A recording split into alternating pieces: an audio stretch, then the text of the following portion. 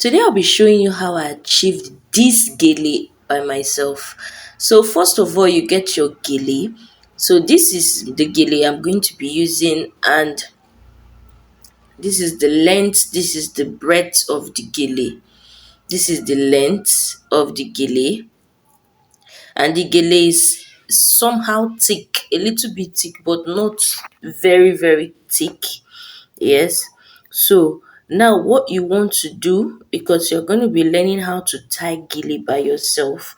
You don't need to call someone. You're going to church, you want to tie a unique gele. So you hold it by the breadth, that's the shortest part of the gele. Then you squeeze it depending on the length. Depending on the length of the gele. Okay, you don't want to use a gele that is too long, so you squeeze it up till um a certain extent, then you bend it.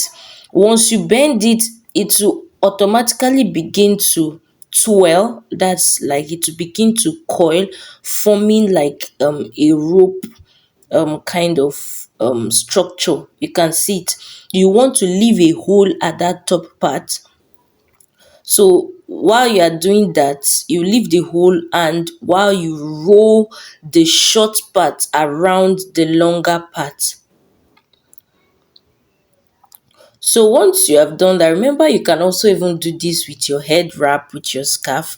So once you have done that, you can either use like a needle and thread to hold it, your choice. You can use a rubber band to secure it there. But since probably you don't want it to be obvious, don't want the rubber band to be seen, you can also use pins.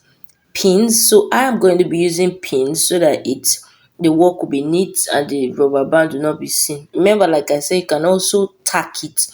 You don't need to sew it fully, just tack it a little with needle and thread. But I'm going to be using pins in today's tutorials. So as you can see, I am pinning the other end, that's that short end that I wrapped around, that is coming out. I'm pinning it and I'm securing it to the longer end.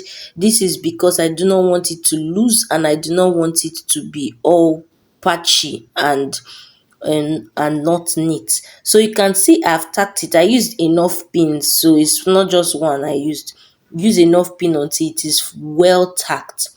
Now, of course, you want to tack all that part on one side, so the other part of the gele can be neat, like free of. You can see that the patch is not on that part. I don't know if you understand what I'm saying. So what you want to do is, of course, you want to pass it round your head. You pass it around your head as though you want to, of course, you want to tie your gele.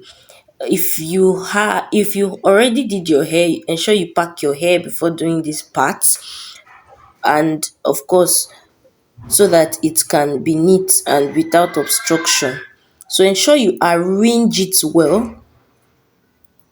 Pass it under your head all the way over your ears. Ensure you bend the tip of the gele, so that the side that will be on your forehead will be a neat side. Okay, so the gele's rough edges will not show. So you can decide to do some little pleats just to make the gele very neat and excellent. You can decide to do small pleats. So I'm just creating my pleats.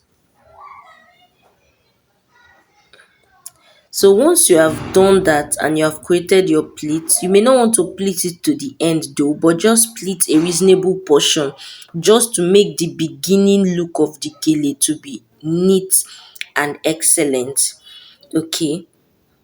So at this point, your gele is almost ready. Okay, almost ready. Like I said, ensure you secure that part. That part I showed you with pins or rubber bands, so it doesn't lose off at this point. Now you want to pass the other part of the gele through through that hole that you have made space for, you're going to pass it. Do not make the hole very big. Ensure the hole is small, so it may be a little bit difficult, not really difficult, but a little bit um it will not be so easy to pass it through easily. This is for the gele to be able to grip on your head. So ensure the gele is gripped well and well arranged. You can see it, I'm pulling it so that it grips my hair well. If that part is very very loose and open, your gele will not even grip at all. It will be loose and it may even fall off easily. So ensure that part is well, the hole there is not big, okay, but wide enough to pass, for your gele to pass through. Now what you want to do is, now you start pinning. Okay, so you want to create the unique style on the top.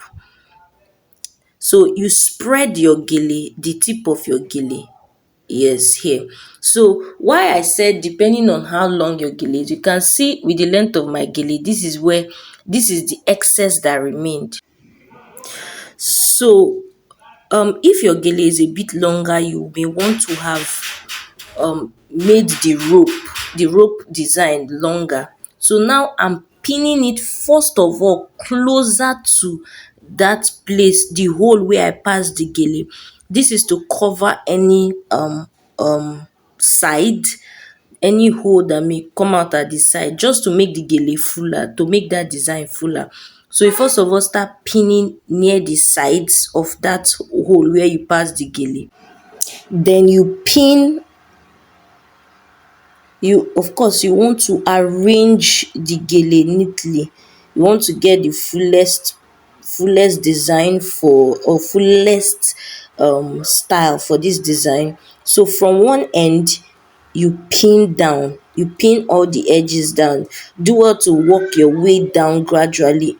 If the remnant from your gele that remain is longer than this, you can work your way down gradually with pins. You can see I worked my way from near that hole where I passed it through to pinning it down.